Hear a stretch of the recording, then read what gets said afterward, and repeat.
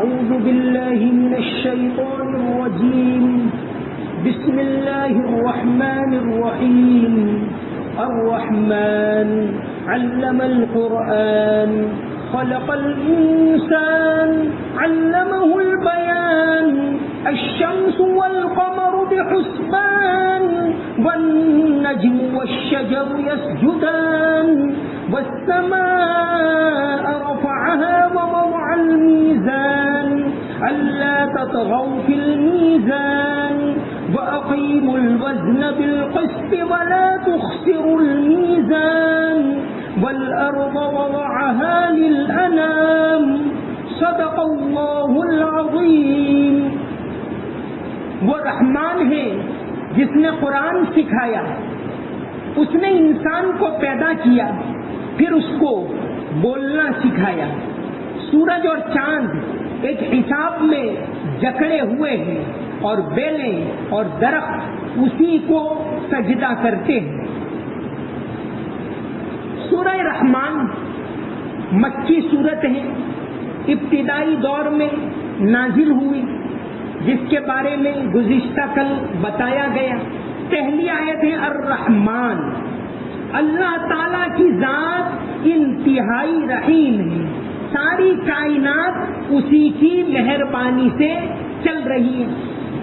نبی کریم صلی اللہ علیہ وسلم کی ذات وہ بھی رحمت والی.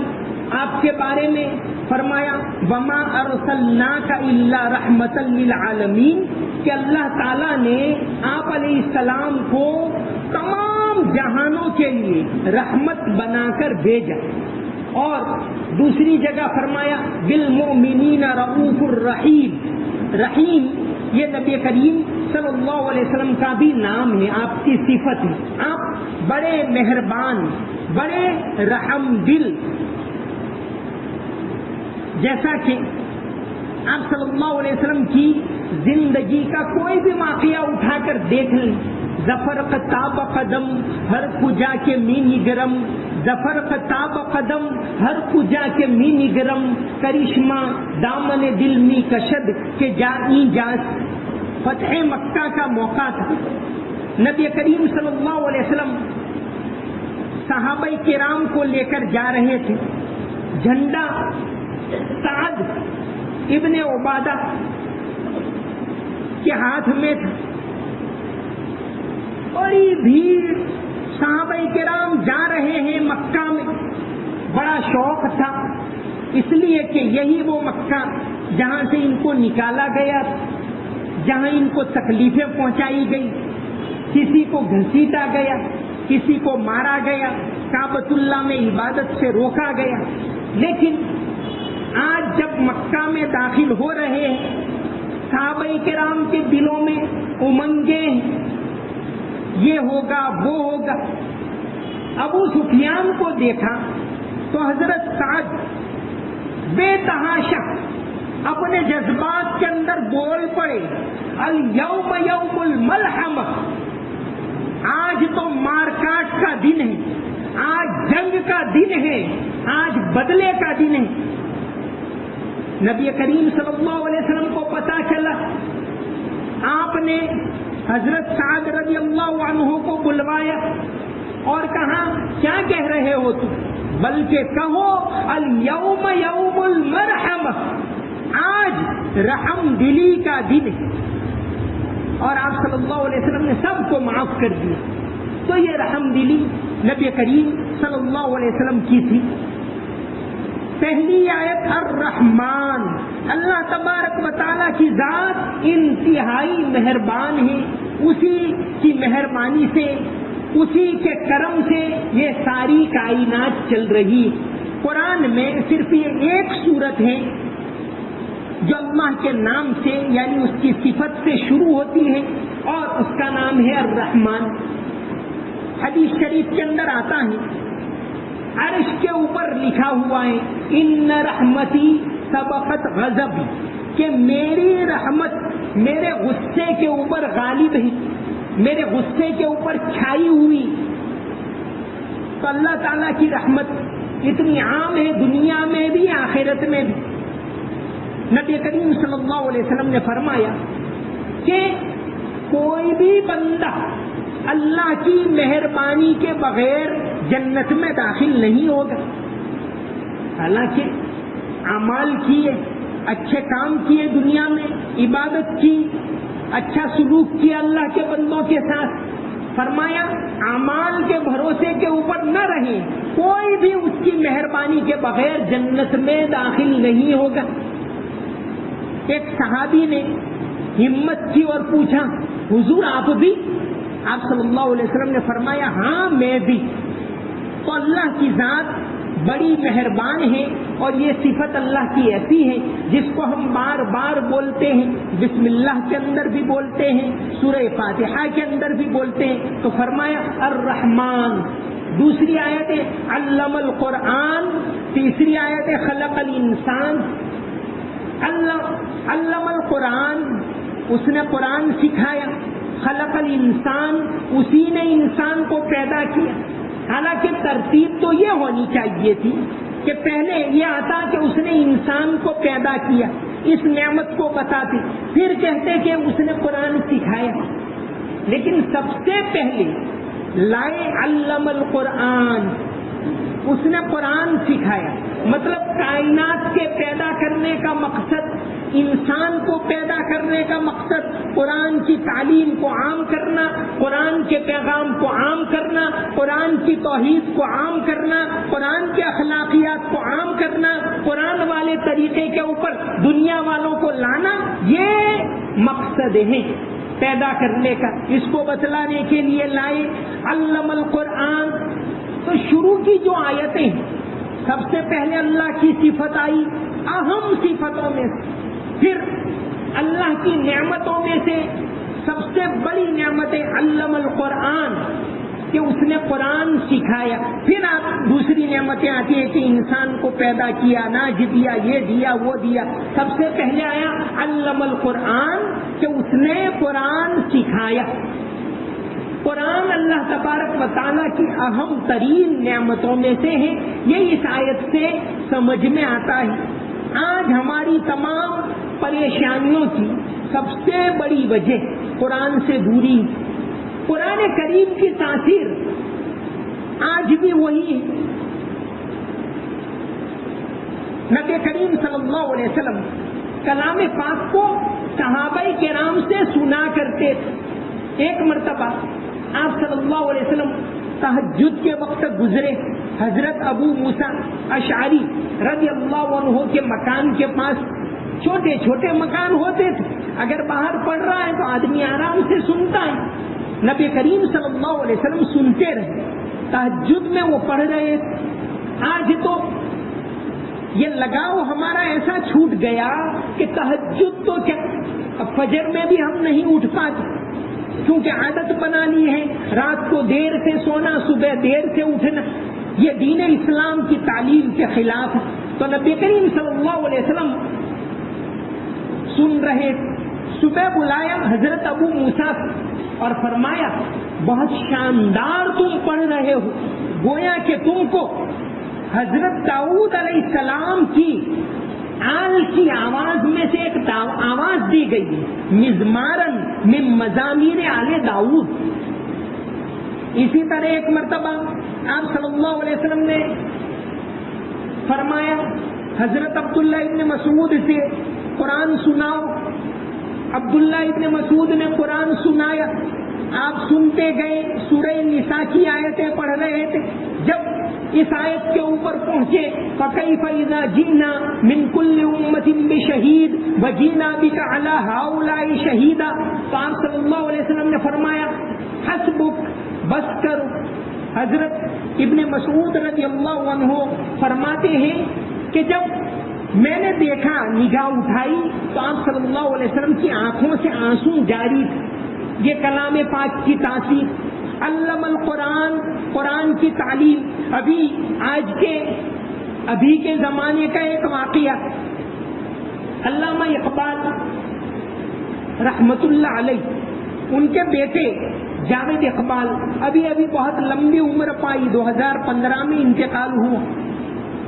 2015 کے اندر یہاں بنگال کی حکومت نے پہلی مرتبہ بھارت کی کسی حکومت نے ایوارڈ دیا اقبال کو، تو جاوید اقبال کو ہی بلایا ایوارڈ لینے کے لیے، لیکن وہ بہت بیمار تھے تو ان کے بیٹے آئے ولید اقبال، پھر اس کے بعد چند دنوں کے بعد جاوید اقبال کا انتقال ہو گیا۔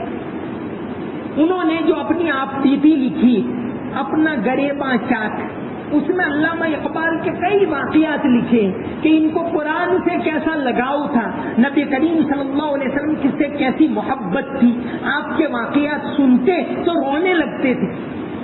تو ایک واقعہ لکھا ہے جاوید اقبال نے کہ علامہ اقبال قرآن سے انتہائی لگاؤ رکھتے تھے، شہر کے اچھے اچھے قاریوں کو بلاتے تھے اور ان سے قرآن سنتے تھے، اور لکھتے ہیں کہ میں بھی چھوٹا تھا، جب کوئی آتے تو مجھے بھی بلا لیتے تھے کہ آؤ جاوید قرآن سنو۔ حجاز کے قاری رہتے تھے لاہور میں، بڑے شاندار پڑھنے والے، اور وہ بھی اقبال کے گرویدہ تھے، آیا کرتے تھے۔ کہتے ہیں کہ ایک مرتبہ وہ قاری صاحب آئے، اقبال نے کہا کہ جاوید آؤ قرآن سنو، میں جا کر بیٹھ گیا، چھوٹا بچہ تھا۔ قاری صاحب نے سورہ مزمل پڑھی، سورہ مزمل جب پوری ہوئی تو میں نے دیکھا، جاوید اقبال لکھتے ہیں، میں نے دیکھا کہ پورا تکیہ آنسوؤں سے تر ہو گیا۔ یہ کلام پاک کی تاثیر، نہ آج وہ تاثیر ہمارے اوپر ہے اور نہ آج قرآن سے وہ لگاؤ ہے۔ قرآن کو پڑھنا بھی چاہیے، اس کی تفسیر میں بیٹھنا چاہیے کہ کلام پاک کیا کہہ رہا ہے، اس کا پیغام کیا ہے، اور اس کو آج دنیا کے اندر عام کرنے کی ضرورت ہے۔ علم القرآن، تو سب سے بڑی نعمت کلام پاک ہے، اس کے اندر ہماری دنیا بھی ہے، ہمارا دین بھی۔ کلام پاک نے اس کی یہ تاثیر، اس کی یہ روحانیت، یہ تو اس کے اندر ہے ہی۔ دنیاوی علوم آج اس کی بھی ضرورت ہے۔ آج اگر ہم اس کے اندر آگے نہیں بڑھے، ٹیکنالوجی کے اندر آگے نہیں بڑھے، تجارت کے اندر آگے نہیں بڑھے، تو خدا نخواستہ دوسرے لوگ چاہتے ہیں کہ اس قوم کو غلام بنا لیا جائے۔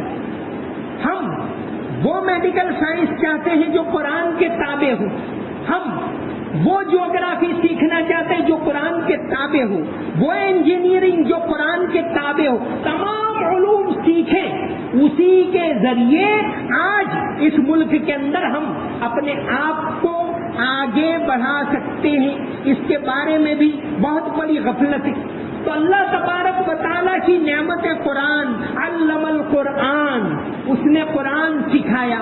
پھر آگے فرمایا خلق الانسان، اس نے انسان کو پیدا کیا۔ اب اس کی نعمتوں کا ذکر، سب سے بڑی پہلی نعمت ہے وہ کلام پاک ہے۔ اب اس کے بعد فرمایا خلق الانسان، یہ سمجھ میں آیا کہ انسان کو پیدا کرنے کا سب سے بڑا مقصد ہے وہ قرآن کی تعلیم، قرآن کا پیغام، قرآن کو عام کرنا، قرآن کو پھیلانا، قرآن کو دنیا والوں کے سامنے پیش کرنا، قرآن کے اوپر عمل کرنا، یہ سب سے بڑا مقصد ہے۔ فرمایا خلق الانسان، یہاں اللہ تبارک و تعالیٰ کی نعمتیں ہیں، جس کو شاہ ولی اللہ محدث دہلوی رحمۃ اللہ علیہ فرماتے ہیں تذکیر بآلاء اللہ، کہ نعمتوں کا ذکر کرنا، اس کا مقصد ہوتا ہے انسان کو یاد دلانا کہ تجھے کوئی پیدا کرنے والا ہے، تجھے روزی دینے والا ہے، تجھے پانی دینے والا ہے، تجھے گویائی دینے والا کوئی ہے، تیرے جسم کو بنانے والا کوئی ہے، تو اس کی عبادت کر، اس کو مان، اس کے حکم کے مطابق چل، جس کو شاہ ولی اللہ رحمۃ اللہ علیہ نے فرمایا تذکیر بآلاء اللہ۔ شاہ ولی اللہ محدث دہلوی رحمۃ اللہ علیہ قرآن سے انتہائی لگاؤ، گویا کہ ایک بنیاد ڈالی کہ قرآن کی طرف آؤ، مسلمانوں قرآن کی طرف آؤ۔ سب سے پہلے فارسی میں انہوں نے قرآن کا ترجمہ کیا اور ان کے بیٹے شاہ رفیع الدین نے اردو میں ترجمہ کیا۔ اس خاندان نے یہ پیغام دیا کہ قرآن کی طرف آؤ، قرآن کے اندر تمہارے مسائل کا حل ہے، سب سے پہلے قرآن کا ترجمہ فارسی میں، کیونکہ اس زمانے میں فارسی زبان جو سرکاری زبان تھی، تو فارسی میں پہلا ترجمہ شاہ ولی اللہ محدث دہلوی رحمۃ اللہ علیہ نے لکھا. عربی تفسیر تو سب سے پہلے علامہ مخدوم علی ماہمی رحمۃ اللہ علیہ نے لکھی. ماہیم کے اندر، بمبے کے اندر ان کا مزار ہے. علامہ مخدوم علی ماہمی جو احمد آباد کے بانی بادشاہ احمد شاہ ان کے بہنوئی ہوتے ہیں، بہت بڑے بزرگ گزرے. یہ تاریخ ہماری آج ہم نے بھلا دی، ختم کر دی، اس کی طرف ہمارا لگاؤ نہیں. پھر ہم شکایت کرتے ہیں کہ ہماری تاریخ ختم ہو رہی ہے، ہمارا یوگدان مٹایا جا رہا ہے، ہماری باتوں کو ختم کیا جا رہا ہے، ہمارے بڑوں کو بھلایا جا رہا ہے، اس ملک کو ہم نے کیا دیا وہ بھلایا جا رہا ہے. پہلے ہم نے ہی بھلا دی، ہم ہی سو گئے داستاں کہتے کہتے. زمانہ بڑے غور سے سن رہا تھا، ہم ہی سو گئے داستاں کہتے کہتے. تو فرمایا علم القرآن، رحمان وہ ہے جس نے قرآن سکھایا. خلق الانسان، اسی نے انسان کو پیدا کیا. تو نعمتوں میں بڑی نعمت قرآن، مخلوقات میں سب سے اہم اشرف مخلوق انسان. تو تیسری آیت میں فرمایا خلق الانسان، کہ اس نے انسان کو پیدا کیا. انسان کو اللہ تبارک و تعالیٰ نے فرمایا وَلَقَدْ كَرَّمْنَا بَنِي آدم، کہ یہ اشرف المخلوقات ہے. ساری مخلوقات میں سب سے اونچا مقام اللہ تعالیٰ نے انسان کو دیا. اور یہ اس لیے دیا کہ اس کی عبادت کرے، اس کو پہچانے، اس کو جانے، اس کے احکام کے اوپر چلے، اس کی مخلوقات کے ساتھ ہمدردی کا معاملہ کرے، انسانیت کو اپنائے، اخلاق کو اپنائے، سچائی کو دنیا میں پھیلائے. اس کے لیے اس کو اتنا بڑا مقام دیا کہ انی جاعل فی الارض خلیفہ، کہ دنیا میں انسان میرا خلیفہ ہے، میرا نائب ہے. اتنا بڑا مقام دیا. خلق الانسان، اس نے انسان کو پیدا کی. انسان اپنی پیدائش کے اوپر غور کرے. قرآن کریم اس کی دعوت دیتا ہے وَفِي أَنفُسِكُمْ أَفَلَا تُبْصِرُونَ، کہ تم اپنے اندر جھانک کر دیکھو اللہ کی قدرت کی کتنی کتنی نشانیاں تمہارے اندر موجود ہیں. یہ تمہاری زبان بول رہی ہے، کیسے بول رہی ہے؟ یہ تمہارا دماغ سوچ رہا ہے، کیسے سوچ رہا ہے؟ کیا تم نے بنایا وہ؟ تمہاری آنکھیں دیکھ رہی ہیں، کیسے دیکھ رہی ہیں؟ یہ آنکھیں تم نے بنائی. اللہ تبارک و تعالیٰ اس کے بعد کی جو ہے سورہ واقعہ افرأیتم ما تمنون انتم تخلقونہ ام نحن الخالقون، اس کے اندر فرماتے ہیں کہ یہ انسان، اس کے اندر جو جو اللہ کی نعمتیں قطرہ تھا اور وہ پیدا ہوا، اب وہ بول رہا ہے، سوچ رہا ہے اور کیا کیا کر رہا ہے، سب کچھ اس کی طرف سے. اس کے اوپر غور کرے انسان. قرآن کریم نے انسان کی پیدائش کے بارے میں بہت مفصل کھول کر لکھا ہے. ایک بہت بڑے سائنٹسٹ ٹورنٹو یونیورسٹی کے کیتھ مور، جن کا 2019 میں ہی دسمبر میں، یعنی کوئی 1.25 سال پہلے انتقال ہوا، کیتھ مور، انہوں نے اپنی زندگی کا مشن ہی یہ بنا لیا کہ قرآن میں انسان اور اس کی پیدائش کے متعلق کیا کیا آیتیں، اس کے اوپر ریسرچ. جب ایک مرتبہ ان کو دعوت دی شاہ عبد العزیز یونیورسٹی نے اس کے اوپر لیکچر دینے کی، اور پھر انہوں نے قرآن کو پڑھا، دیکھا کہ انسان کی پیدائش کے بارے میں قرآن میں ایسی ایسی باتیں ہیں جہاں تک ابھی ماڈرن سائنس بھی نہیں پہنچ سکا.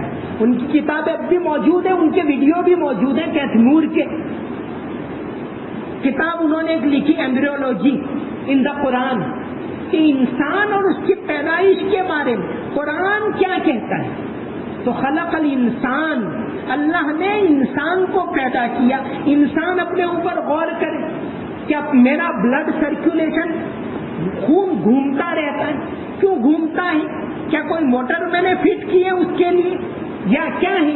وہ گھومتا ہے. انسان کا خون جو ہے جسم کے اندر اینٹی کلاک وائز، یعنی جس طرح گھڑی کی سوئی یوں گھومتی ہے، یہ خون اس طرح گھومتا ہے۔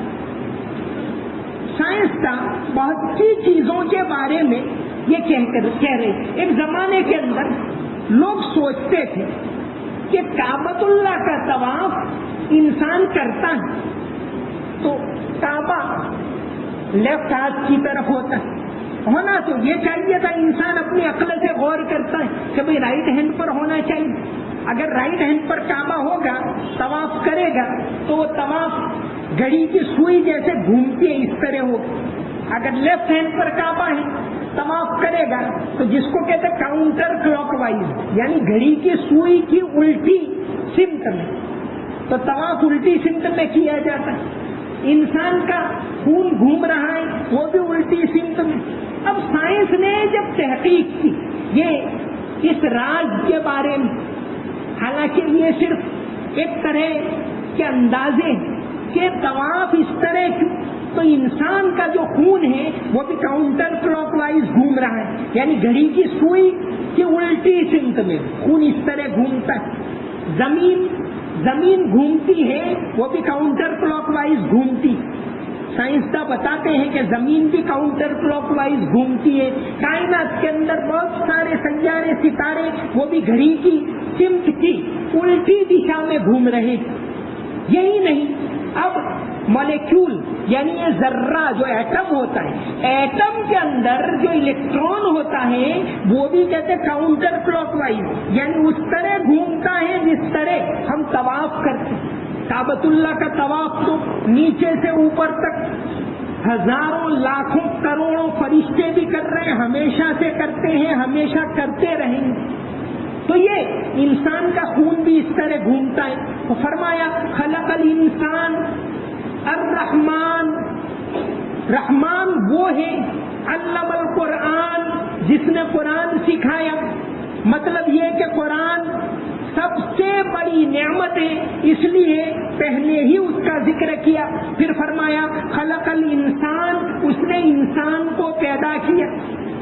انسان اپنی پیدائش کے اوپر غور کرے۔ شاہ ولی اللہ محدث دہلوی رحمت اللہ علیہ نے تذکیر بآلاء اللہ کہ قرآن میں جتنی اعلیٰ فبأي آلاء ربكما تكذبان، اعلیٰ کا ترجمہ ہم تو نعمتیں کرتے ہیں، لیکن حضرت نے الفوز الکبیر میں اعلیٰ کا مطلب کیا ہے نعمت، ایک تو وہ نعمتیں کھانے پینے استعمال کرنے کی نعمتیں ہیں، اس کے لیے بھی اعلیٰ کا لفظ ہے، اور ایک اللہ کی قدرت کی نشانیاں، اس کے لیے بھی اعلیٰ کا لفظ ہے۔ تو شاہ صاحب نے فرمایا تذکیر بآلاء اللہ، ان نعمتوں کے اوپر انسان غور کرے کہ یہ تربوز کا رنگ، اندر کون رنگ بھرتا ہے تربوز، گلاب کے پھول کے اوپر کون رنگ بھرتا ہے، اور تتلی کے پروں کے اوپر کون کشیدہ کاری کر رہا ہے، انسان کے خون کو کون گھما رہا ہے، پانی کو کون برسا رہا ہے،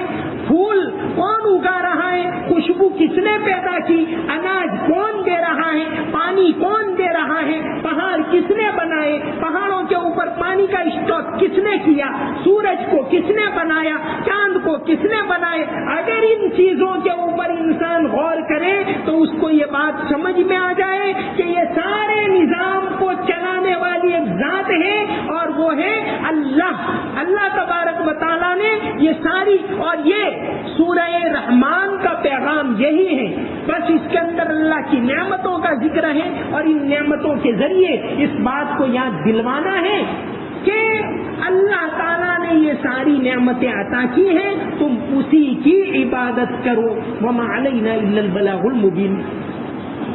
اللهم صل على محمد وعلى ال محمد وبارك وسلم۔ ربنا آتنا في الدنيا حسنة وفي الآخرة حسنة وقنا عذاب النار۔ رب اغفر وارحم وتجاوز عما تعلم إنك أنت العز الأكرم۔ یا اللہ ہمارے گناہوں کو معاف فرما، ہماری تمام کوتاہیوں کو معاف فرما، تمام غلطیوں کو معاف فرما۔ یا اللہ تیرا خوف عطا فرما، کلام پاک کو سمجھنے کی توفیق عطا فرما، اس کے اوپر عمل کرنے کی توفیق عطا فرما، اس کے پیغام پیغام کو دنیا میں عام کرنے کی توفیق عطا فرما. یا اللہ ذلت سے حفاظت فرما, رسوائی سے حفاظت فرما, عزت والی زندگی تمام مسلمانوں کو عطا فرما. مسجدوں کی حفاظت فرما, مدرسوں کی حفاظت فرما, مسجدوں کو آباد فرما, مدرسوں کو آباد فرما. یا اللہ مسجدوں کی محبت مسلمانوں کے دلوں میں بٹھا. یا اللہ پورے ملک کے رہنے والوں کے دلوں میں مسجدوں کی محبت پیدا فرما, تیرے گھروں کی محبت پیدا فرما, قرآن کی محبت پیدا فرما. یا اللہ قرآن کے پیغام کو اس ملک کے اندر عام کرنے کی توفیق عطا فرما. یا اللہ وبا سے حفاظت فرما, پریشانیوں سے حفاظت فرما, ظاہری بیماریوں سے حفاظت فرما, روحانی بیماریوں سے حفاظت فرما, اچانک موت سے ہم تمام کی حفاظت فرما. یا اللہ اچانک موت سے ہم تمام کی حفاظت فرما. تیری عبادت کرنے کی توفیق عطا فرما, حلال پاکیزہ روزی عطا فرما. یا اللہ روزی کے دروازے کو کھول دے. یا اللہ روزی کے دروازے کو کھول دے, کسی کا محتاج نہ بنا. یا اللہ کسی کا محتاج نہ بنا, حلال پاکیزہ روزی عطا فرما. یا اللہ آخرت کی تیاری کرنے کی توفیق عطا فرما. یا اللہ تیرا خوف نصیب فرما. یا اللہ جنت والے راستے پر چلنے کی توفیق عطا فرما. ہمارے مرحومین کی مغفرت فرما, انہیں جنت میں اعلیٰ مقام نصیب فرما. یا اللہ عافیت کے ساتھ ہمارے مظلومین کی رہائی کی شکلیں صورتیں پیدا فرما. یا اللہ تمام مسلمانوں کو عزت والی زندگی نصیب فرما. یا اللہ پاکیزہ زندگی نصیب فرما, حیا والی زندگی نصیب فرما, بے حیائی سے حفاظت فرما, بد اخلاقی سے حفاظت فرما. اللهم صل على محمد وعلى ال محمد وبارك وسلم. سمعنا واطعنا غفرانك ربنا واليك المصير برحمتك يا ارحم الراحمين.